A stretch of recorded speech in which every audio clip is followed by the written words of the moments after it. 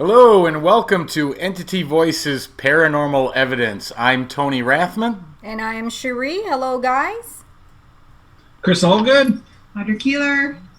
And we have a very special guest tonight. Tonight our special guest is Joe Thompson, who has been doing paranormal investigation for over 35 years. Joe has done an unsurmounted amount of paranormal investigations and has helped us out over the years many times. So welcome, Joe. Hi, Joe.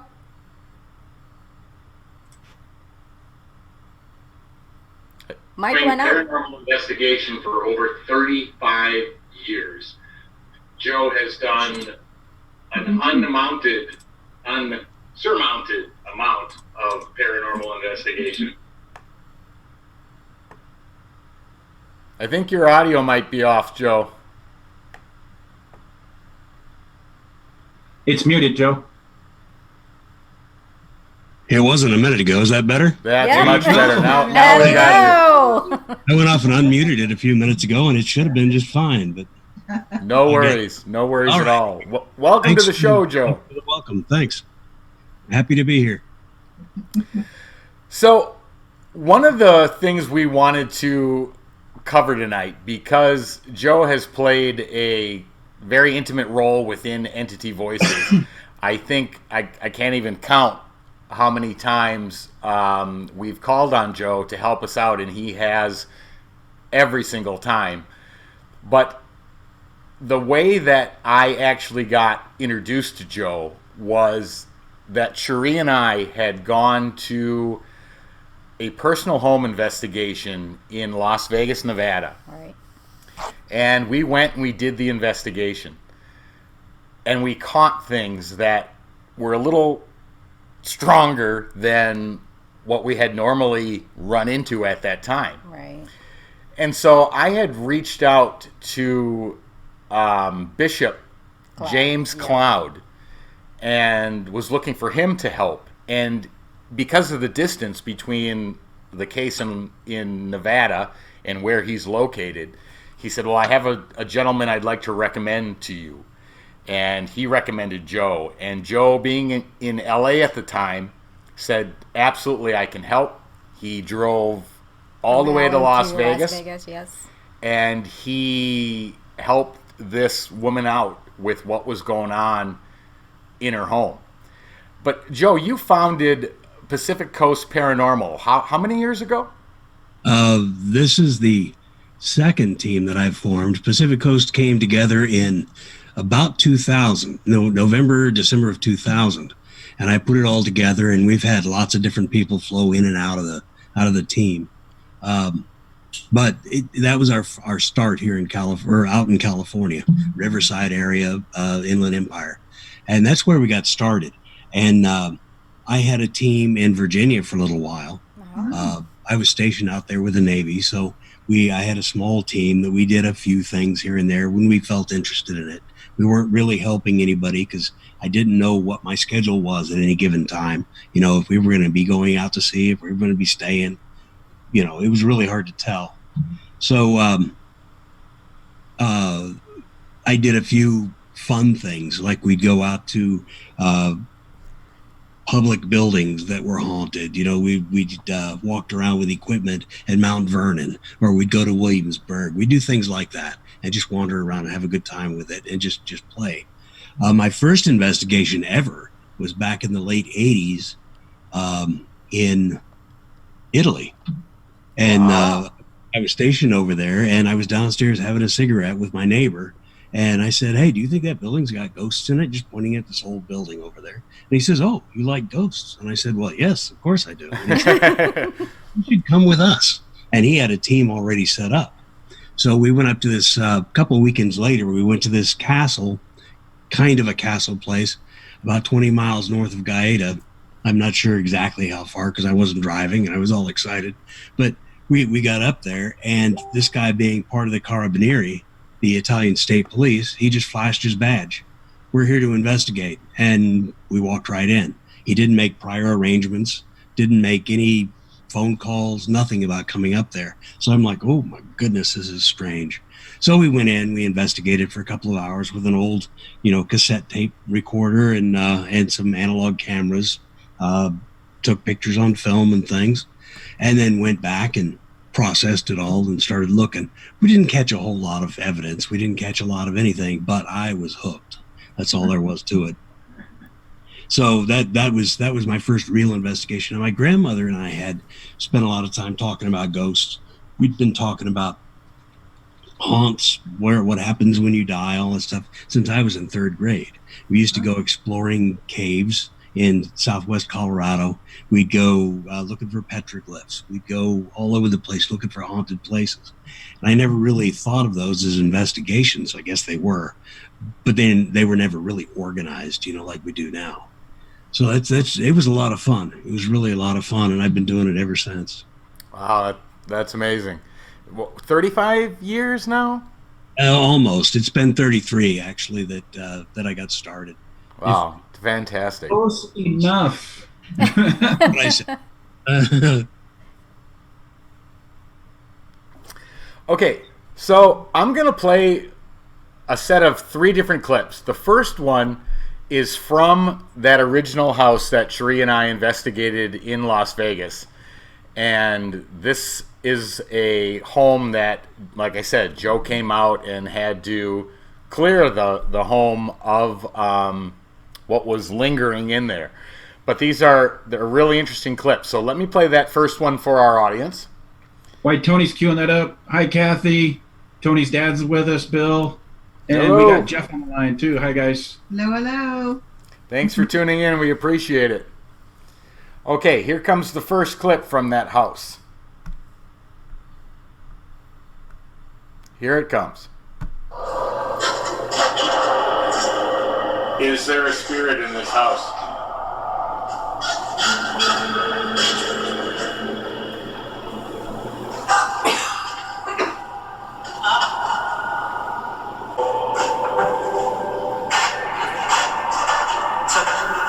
Seven. How many spirits are in this house?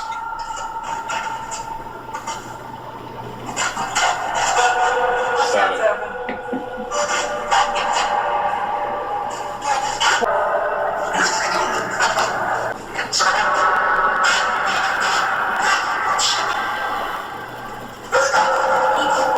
What's your purpose for being in the house?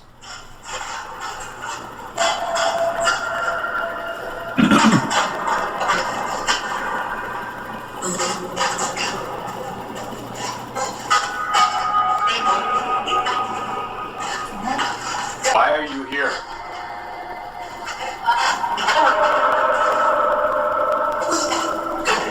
Who's that? Tony. Yes, I am Tony. Yeah. Wow, pretty mean. Yeah, I know that Joe, you couldn't see the clip, but it was the spirit box session Cherie and I had done in the house, and they were calling us by our last name, Rathman. They were telling us to F off. They were telling us to get out. I want to know who Monkey Butt was.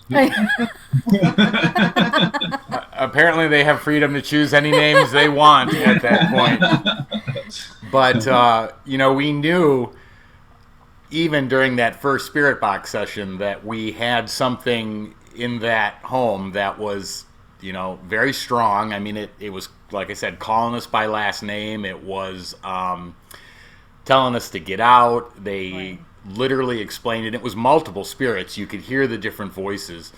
They were telling us, when I asked why they were there, it's fun to perfect the woman who lived in the house, and just all sorts of crazy stuff. And of course, our audience just heard it. But Right. I remember that video because I was the one taking that Right, you were video. videotaping it while I was doing the spirit We box. have to block the person because it's our private. Yeah, if you're wondering why half the screen looked like it was raining in the room, it wasn't. I blurred it out, obviously, to protect the people. But on that video, you can see also there's a white mist on that because I remember there's Yeah, a white mist and there's also a black shadow. Correct. On the other video. Correct. So that was the first one. I'm going to play two very short ones next. And they're just the craziest thing. This particular video coming up is an orb, which, you know, from a paranormal perspective, I usually don't put a lot of faith in, you know, orbs. Are there actual paranormal orbs? Yes, there are, but they're about 0.01% of the stuff you see other people post, which is usually dust. But this one, which I'm about to play, not only bounces against the wall but makes noise, and it was just something I had never seen before. So let me play this one. If you pay really close attention to this clip, you can hear it come off the wall. You can hear it come off the wall, and you can hear it accelerate out of the room and out the door. So here it is.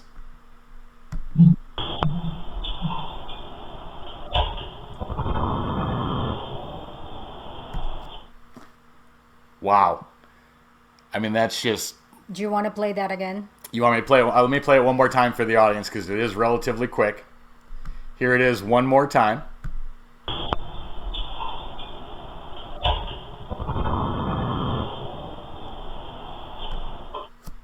That's amazing. It's crazy. I've never seen... It's like a tennis ball. Yeah, it sounds like a tennis ball being thrown against a wall, and then some sort of rush of air or force as it speeds up out of the room and out the door. Again, this was the same house. And the last one I'm going to play is also from the same house, and something drops from the ceiling, appears, and flies right at the camera. And here it is.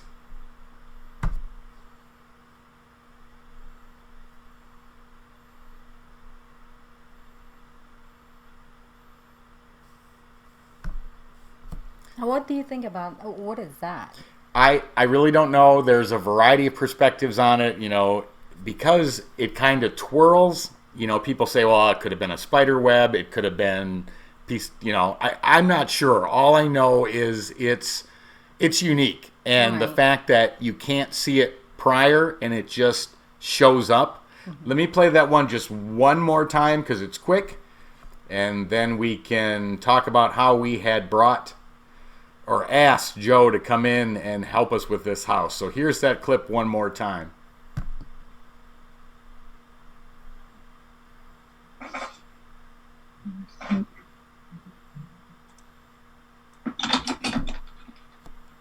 Nice.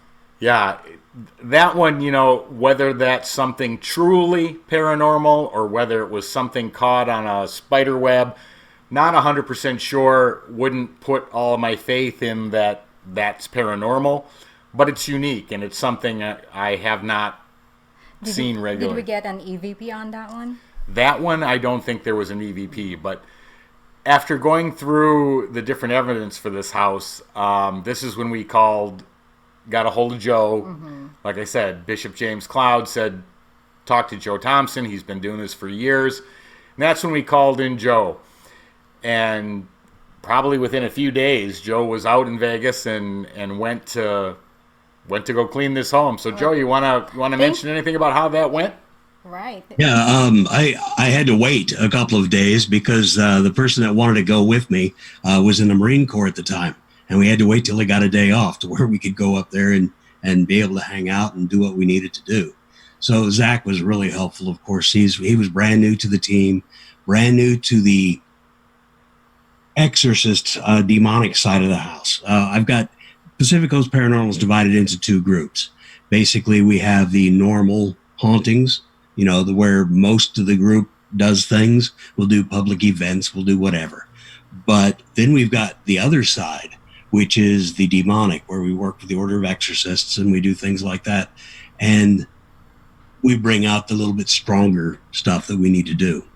That's where I work with Archbishop Cloud and Stephen Widener and Timothy Earle and that group to do this. And of course, we've got people in Denver, Wichita, Oregon, and down here in Arizona, California area. So we're spread out.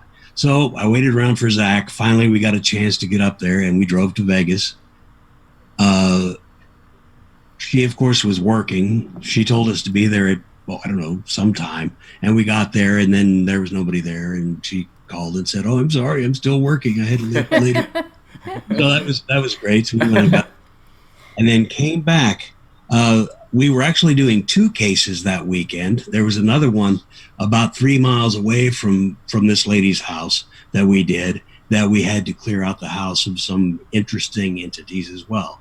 So that gave us time to get this done and then go over to this other lady's house that was your case. Wow. So we got there, talked to her, and walked in, and strange feelings when you walk in the place. And Zach, being new to the field, just looked at me and went, "What in the world is that?" And I said, "Just relax a minute, just sit back and relax. Everything's good." So we walked around the place. It's not that terribly huge, so we get the feeling of it. And there were a couple of places, like out by that back balcony off the living room, and just opposite of that spot in her bedroom by the closet there, those 2 areas were the strongest, really. Right. There were other areas that had feelings to them, but those 2 were the big ones.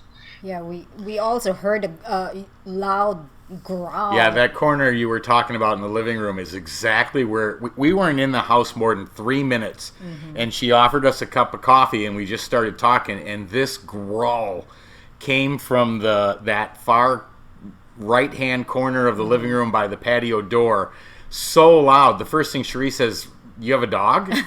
And of course she said, "I don't have any pets." I mean, this was loud. She used to have a cat, but passed away. Well, right, but she had no pets. Yeah. And this was loud. I mean, it literally, I'm like, oh, okay. And all the stuff that she had for the pet was out on the balcony. Right. Yeah, that's where I caught the shadow figure. Oh yeah, we didn't play that one just for personal reasons, Right. but yeah, Cherie caught a shadow going across in between. There was a person sitting facing the camera, and you can see the only light that was on reflecting in her glasses. And this shadow went between the person sitting there and a post behind her. But the shadow never took the light reflection out of either one of her lenses. So it went behind her and in front of the post. It's a pretty cool clip. It's amazing. We tried to debunk that one too. For days, we couldn't do it. It's a neat place. I found that most of it was coming from the back patio, the balcony there, and it was coming from the stuff that was on the back patio. That's what we thought. So we went through and we did a minor rite, basically a blessing of the house.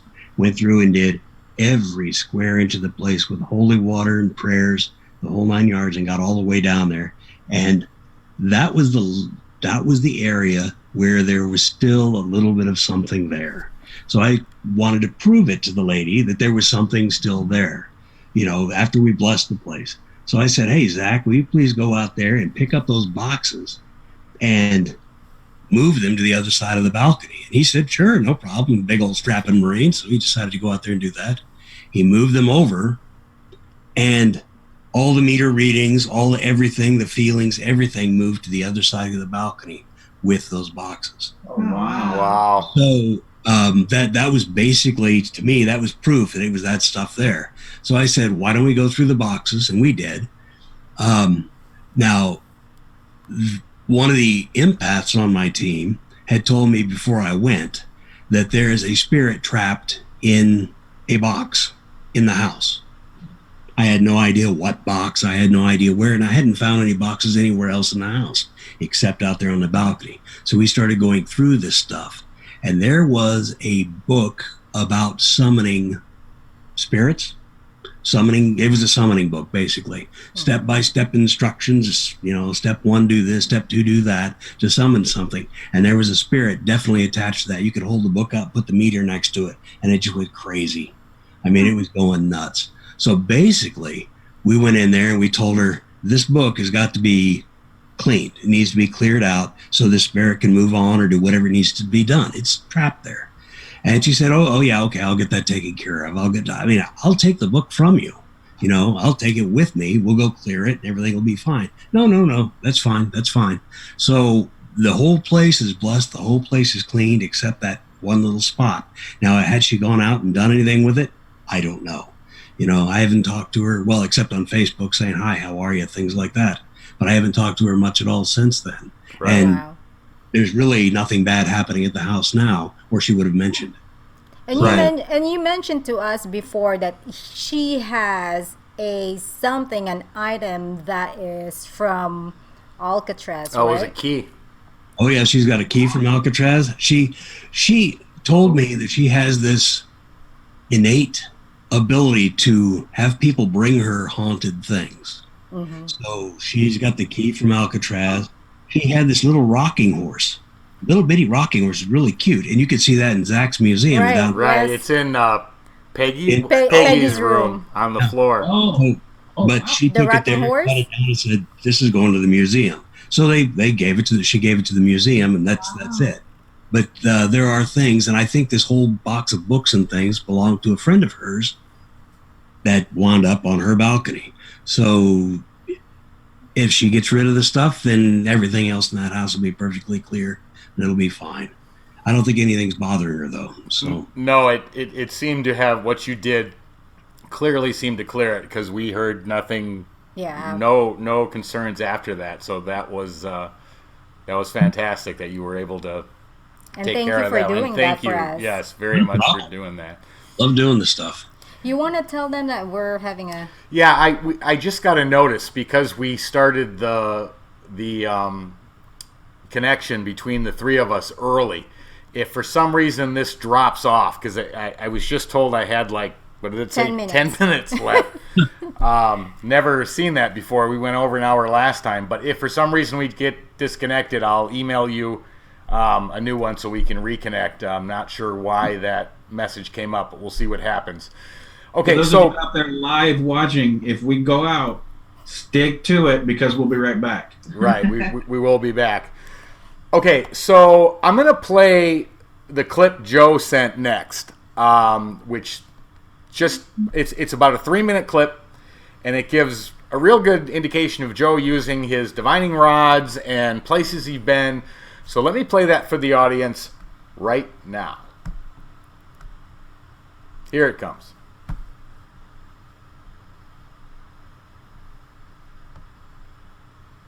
Hopefully you can see him, at least see a glint of him. Are there any spirits here with us tonight? Yes, a nice big cross. Where is one of you standing? Okay, showing over in the corner by the lantern. How about another one of you? Where's the next one standing? Right here next to the window it's pointing. Next. On the other side of the window. Next. By the side of that other window there by the REM pod.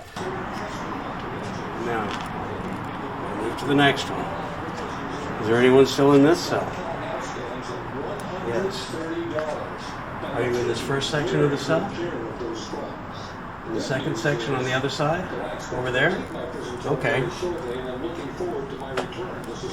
Did you die in prison? Are you buried over in the cemetery?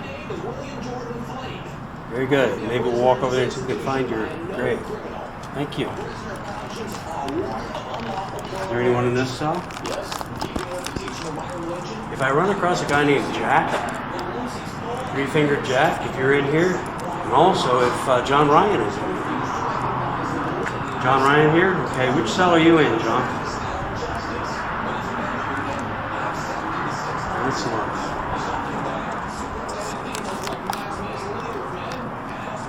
You were in this cell?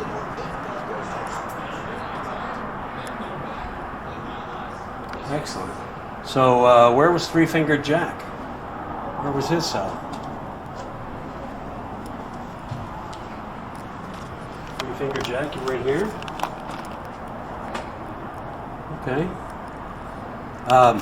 How many spirits are here in the prison right now? Are there more than 10? there more than 5? Okay. 1, 2, 3. There's 3 spirits here. Okay. Where are you located at? The 3 of you. Okay. First one is in that first cell we talked about, right? And over here. Okay, there's the first one in here. Where's the second spirit at?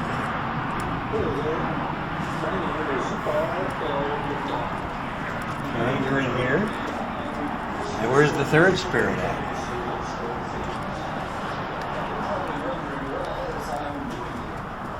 Third spirit is located. I believe I was wrongly accused Here. Okay. Were you in for this third spirit here? Were you in for murder? Robbery? Okay. So you stole stuff from people, banks, and things like that?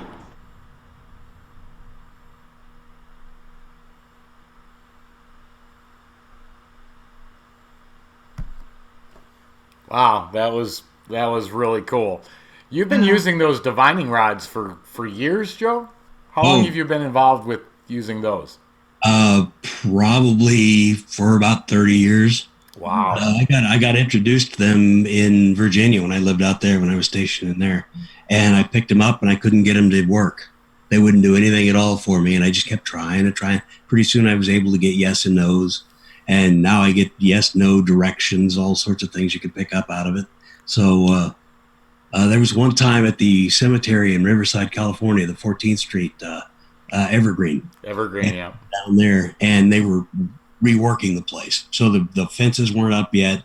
A lot of tombstones had been moved out of the way and things like this so they could put down grass, fix the place up. So I had my dowsing rods out, and I said, is there anyone here with me? And I got a yes. They crossed. I said, okay, where's your tombstone at? So it sort of moved a little bit and walked me through down the path through the tombstones, not over them, but between them and around to a certain tombstone. It stopped. And I said, is this yours? I said, yes. And the guy's name was Walter or something like that. And I said, well, is there anything else you want me to see? And he goes, he crosses yes, leads me up to the sidewalk along the cemetery, walks me down the sidewalk, makes a 90-degree turn down out into the street, and then right to the door of my truck. It's like, oh, well, maybe they want us to leave. That was pretty funny. So we just packed up everything. It was 10, 11 o'clock anyway, so we were leaving, and we were getting tired. But I thought that was kind of funny how he just led me right to the door of my truck saying, thanks, have fun, we're tired. So if you'd had a digital recorder, that would have been a get out. That would have been, yes. Yeah, I mean, I've seen you use those things, not only from, private investigations, but I know you've used them in the Phelps Dodge Hospital, and you always have clear and distinct reactions from them to your questions, and I mean, you're very skillful with them, no doubt about it. Yeah. Thanks. There was a time that we used them in this building in Corona, California. Oh. Okay, well, two of us are back. We're just waiting for Joe. So sorry about that. I didn't know that was there. He is.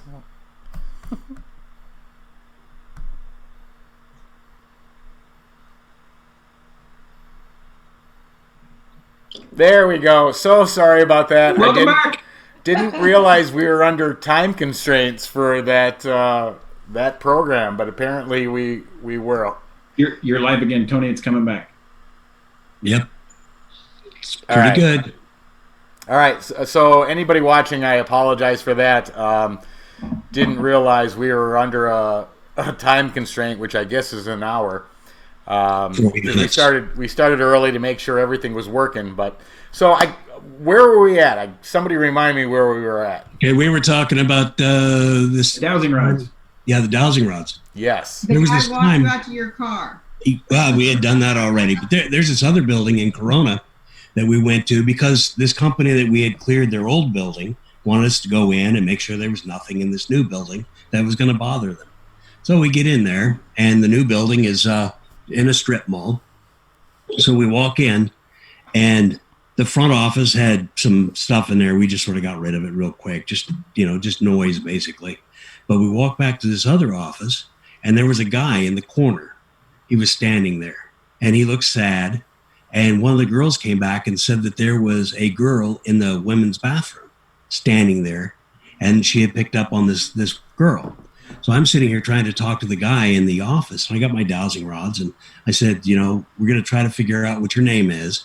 So we're going to go through the alphabet. When I get to the first letter of your name, cross the rods, and we'll know what that is, and we'll start on the second letter till we can guess it, right? So during that time, when we're suspecting this guy was there, was earlier in the century. So we figured he was working on the farm, working on a ranch, something like that in the area, because that's what that whole area was. So that was good. So we figured, okay, I started all the way up. We got to G, and made it all the way to U for the second one. I said, "Is your name Guillermo?" And I got a yes. It's like, oh, thank God, I didn't want to spell that whole thing out. So he said yes. And are you here because you're trapped? And he goes, basically the story was he couldn't leave. His love was nearby, and he couldn't leave without her. So what we did is we had a few believers and a couple of absolute no way does this ever happen. None of this is real people with us. So I'm talking to Guillermo, and I said, "Is she the one that's over here on the other side of these walls?" And I got a yes. So we went back and talked to her and said, "Hey, this blah, blah, blah." We talked to her, got her story. He was married, and he loved this other girl as well. But of course, nothing ever happened until his wife passed. And then they wanted to be together, but he was killed in an accident or something had happened, and they both died within a year or two of each other. Wow. So it's kind of a sad story, and they wanted to move on together. So, but Guillermo couldn't move out of that office for some reason. I don't understand why, but he couldn't leave there, and she couldn't leave out of the bathroom area back there. So what we did is we formed a chain of everybody that was with us. The people that were believing and the people who were non-believing. And there was a non-believer standing right next to me, which I loved this. This was so cool. I said, "Okay, Guillermo, here we go. We're going to hold hands. And what's going to happen is you're going to walk to me and follow this chain of people all the way over to where your lady love is. And then we'll cross you both over at the same time." And it's like, okay, that sounds cool. Basically is what we're getting. So everybody hold hands. Let's do this. Give them some energy. Let's do it. So I could feel Guillermo coming in, crossing across me. And then the guy who was a complete unbeliever standing next to me started swearing. And he's like, "Oh my God, I can't believe this." I'm not going to say what he said because I can't say that in there. But I mean, he's like, "I can't believe this. This is, oh my God." And he's feeling the electricity going across him, as this is moving. And it went around. Everybody was getting it all the way around. I thought it was fascinating. And we finally got to cross them over, and the place was cleared and everything was great. And they moved on to be together forever or whatever happens on the other side. So I thought that was a lot of fun. That was a great little story. But the dowsing rods got all that information for us, with yeses and nos and spelling things out. That's I really amazing. That is absolutely amazing. So Joe, do me something really quick. There's going to be a lot of people out there that don't understand how the dowsing rods work. Can you explain that? No. Get it? No, actually, it's the same premise that people have been doing for hundreds and hundreds and hundreds of years, where they get out the old willow stick and they hold it up like this, and you're walking around looking for water energy. Yeah, and that's what they're doing. So they go out there and it starts bouncing and lets you know how far down you need to drill or dig to get to the fresh water. So it's the same principle, except I'm looking for spirit energy. And I can find water pipes with my dowsing rods, not a problem. I can go along and find water pipes. I can find electric. I found a gun in my dad's house that he had been looking for years. Wow. That's awesome. Wow. He says, "I can't find this gun. I put it someplace and I don't know where it is." So I'm walking around with my dowsing rods and it crosses back in the laundry room. I'm like, okay, it crosses again. I walk back, come back, it's crossing again. I'm opening cabinets and all sorts of stuff and can't find it until I'm sitting out there watching TV with Dad a little bit later and I go, oh, jump up and reach in, and way up in the top of all the cabinets, I reach up and there it is, sitting right up there. Is this the one you're looking for? Oh my God, that's so cool. That's phenomenal. Wow, So- that is absolutely I amazing. know we have also a dowsing rod, and we tried. I tried, but it creeps me out because it's really, very, scary when you're holding it, and when you ask a question, that rod goes towards to if you want to say where are you, yes or no, when you ask a question. Right. We've had them for years, but I never really had much success We with them. tried it when we Although were in when Vegas. we were in the Boulder Dam, that was the first time I've ever had them literally just work on every question I asked, and that was the first time I've ever experienced them working to that degree, and was quite impressed by I it. know. I love them. That's my favorite tool of all of the tools we use. Hey, Chris, you have also a dowsing rod, right? Yeah, I was just gonna say, and the funny part is, being a sensitive, I tried using the damn things, and they don't work for me at all. Oh. Yeah, Hey, it happens. Yeah. See, I was using them long before I became any sort of a sensitive. And I basically became more, I won't say I'm asensitive, but I became more sensitive when my heart failed on me. And I went in, I had a heart transplant. I died a number of times, between the time they were ripping out my old one and shoving the new one in my chest. I'm going through all of that stuff, and they're because they take you on the heart lung bypass machine and put you on there. Well, you're dead while that's happening. You died. I died a bunch of times in there. In fact, I died a number of times when I had my heart attack that put me on the transplant list anyway. I'm sitting there, and I worked with the medium that was on our team at the time, and at our place of business, we worked there. And when I had my heart attack, she was one of the first to get there, and she was sitting down at my feet in the emergency room. And I, of course, was intubated and had the whole 9 yards going on. And I'd wake up and I'd look around the room, and the big boss was standing over there, and my boss was standing there, and some of my coworkers, and Heather was standing there, sitting down there at my feet, right next to a couple of my other friends from work, and she was laughing. And I'm looking at her, and of course I'm intubated. I can't say, "Why are you laughing?" But I give her the "what's up" signal, and she says, "Well, when you crossed over to the other side, you were screaming, 'No, send me back. I got to take care of my son. I got to take care of stuff. Send me back.'" And then I'd come back again, and then I'd die again. I'd cross the other side, and I'd come back. And one doctor said I died 35 times that day. Another one is saying, no, it was only 15, different numbers from different people. Wow. So, but after that, I started noticing that I had a little bit more sensitivity to things. I'm not always right, but I do pick up on things better than I did before. And my dowsing rods work better than they did before. I mean, they were still my favorite tool back then, but now I love it. It just zips right on along. That's Wow, awesome. amazing. that is absolutely Well, I think- amazing. So I have another guest on hold I'm going to bring in. Okay. And Joe, I think you will recognize this person. Let's add him now. Excellent.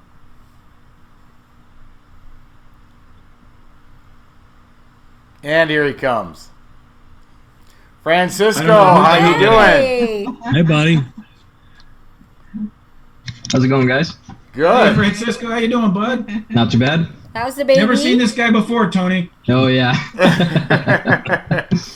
Well, Joe, I think you'll know who this is, as we yeah. we tried to help out things that were going on in his home. So, Francisco, I guess the first question I have for you is, how have things been lately? You know what? Considering what I mentioned earlier, it's not too bad compared to what it was the first time you guys came. Right. It's definitely a lot better. Activity's gone down quite a bit, but there's still something lingering in here.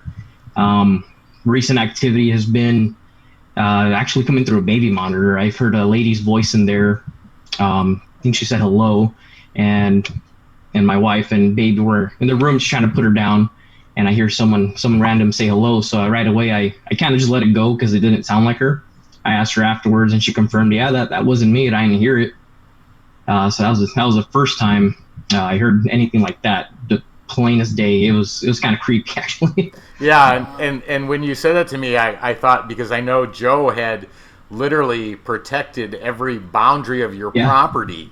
And I was wondering if they were maybe trying to reach through the baby monitor to be able to, interact or cause trouble, from an outside perspective through the baby monitor to get their voice across, because, Joe made it so they couldn't come back into your house. But at least that, like you said, it's a lot better than what was going on.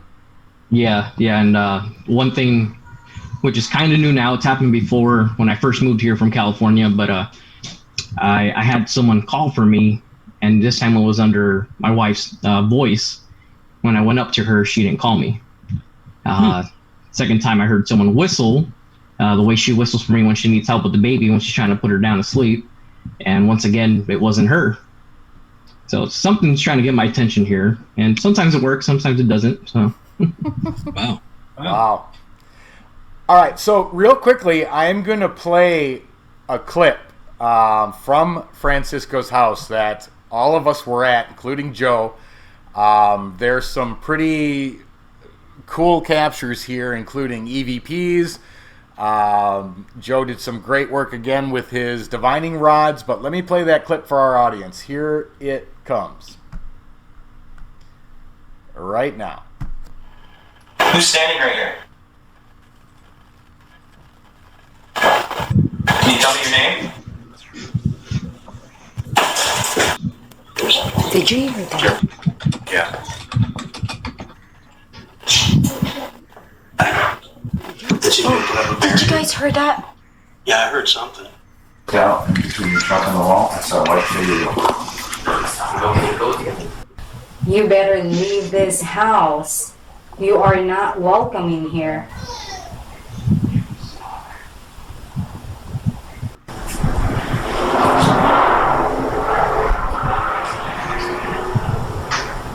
I think the one in the other room just went this way. Yeah.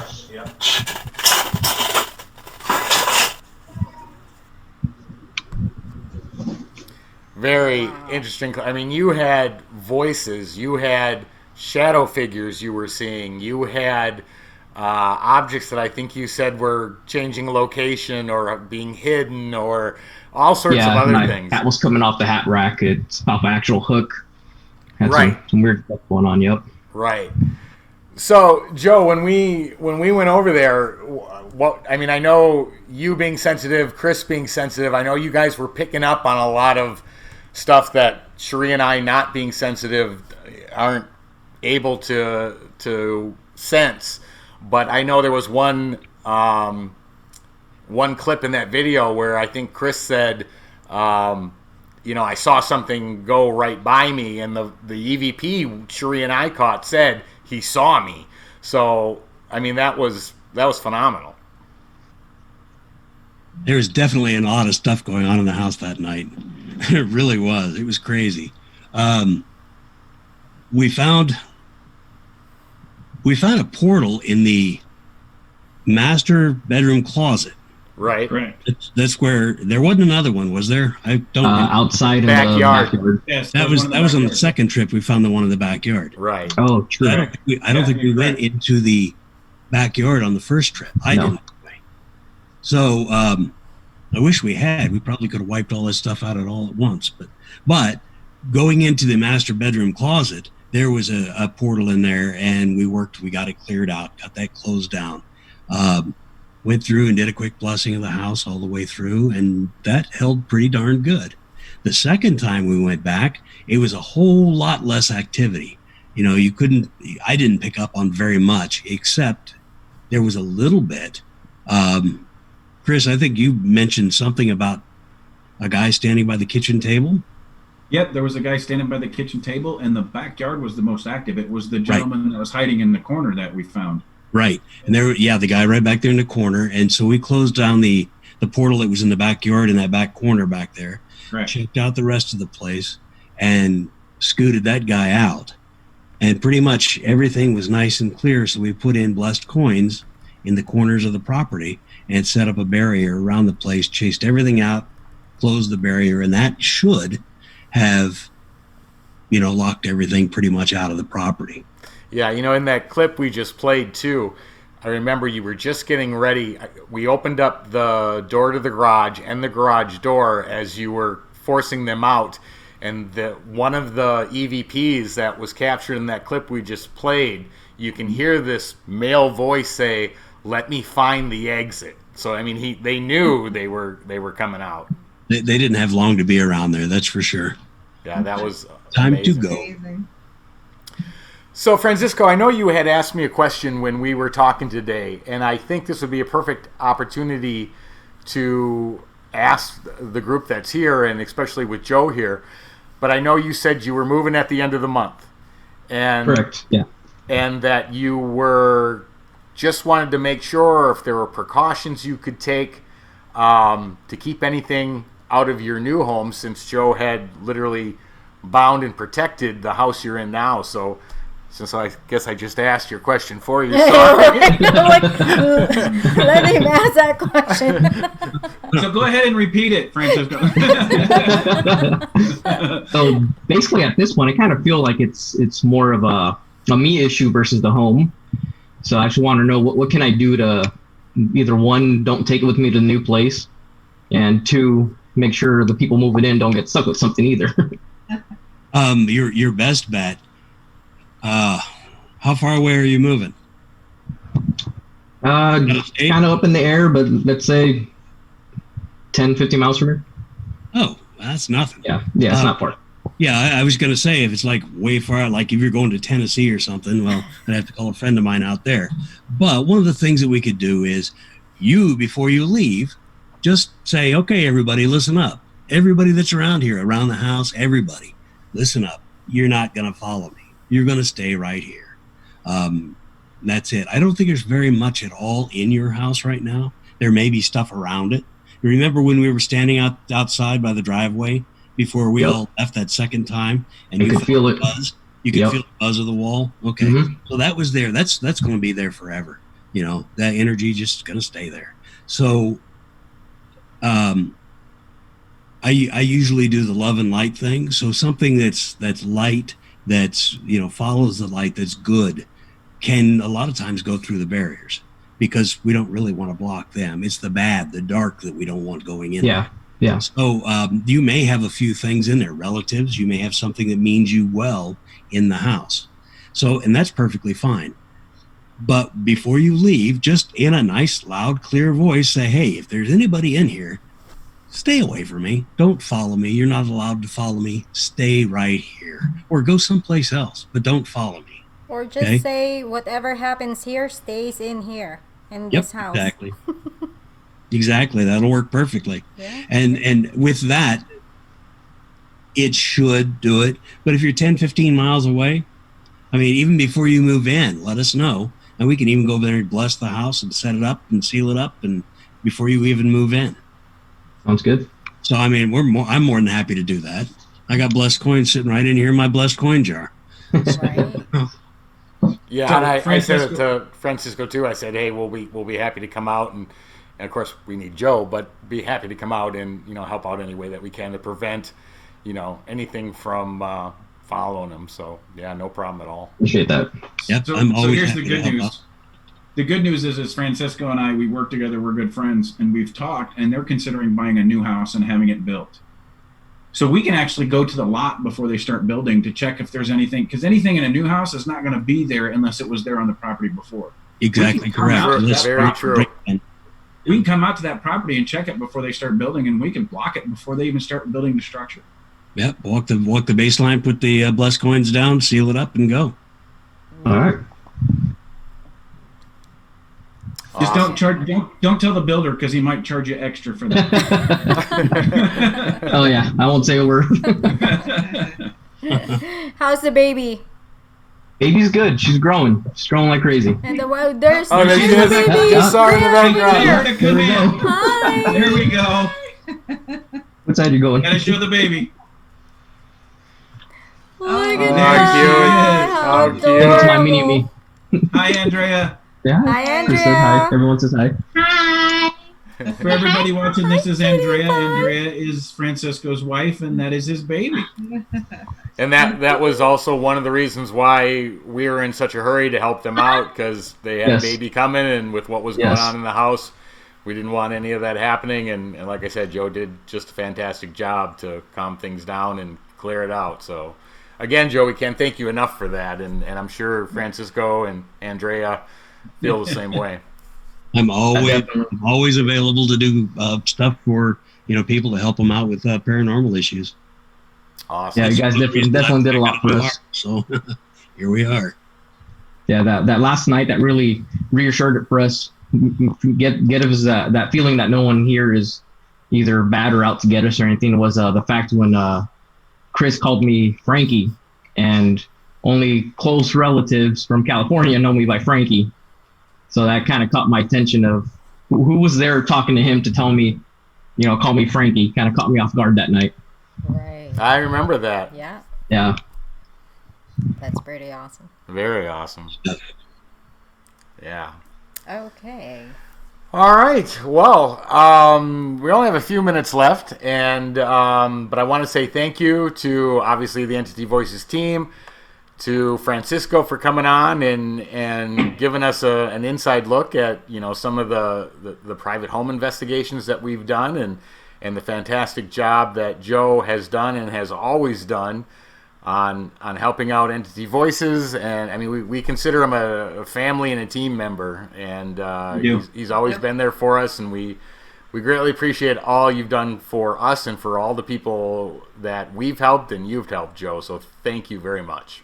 Thank you. Absolutely. And just so everybody knows, EVPI will always be there for Joe and for Francisco. I mean, we love both you guys very much. Yes, absolutely.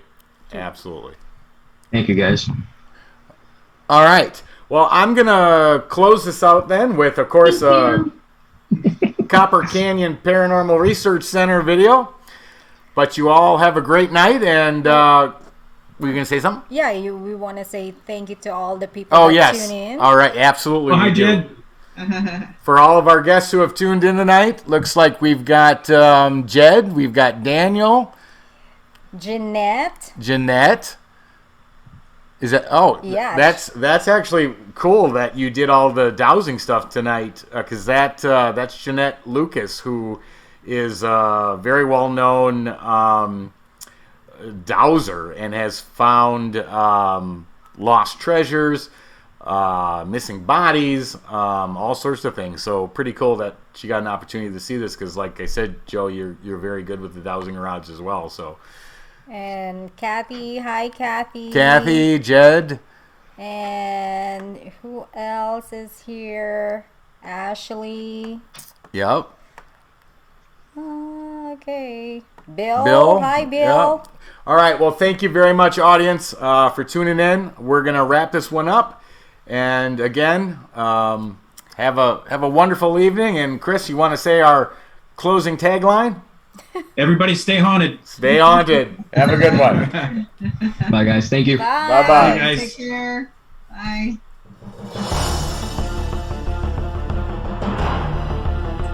Hello, I'm Tony Ratton with Entity Voices Paranormal in Phoenix, Arizona. Wanted to let you know that the Copper Canyon Paranormal Research Center in Ajo, Arizona took a small break from our public investigations, which are 2 hours from 4:30 to 6:30 p.m.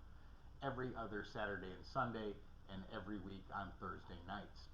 We had to take a break due to COVID, but things are starting to lighten up and people are going back to work.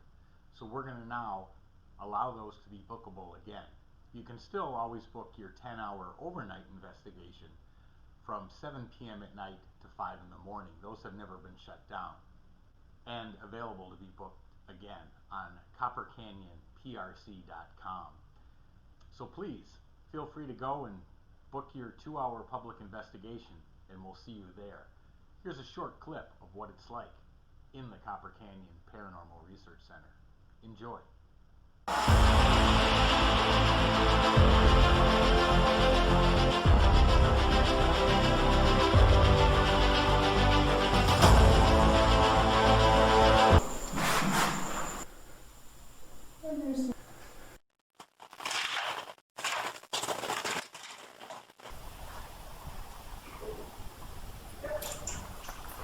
Oh, did you hear that? I did. There's a woman in here. Mary, are you in here again?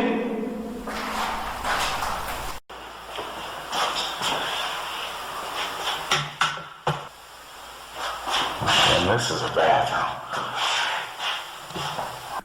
There is a male talking. I can hear it. Are you in here?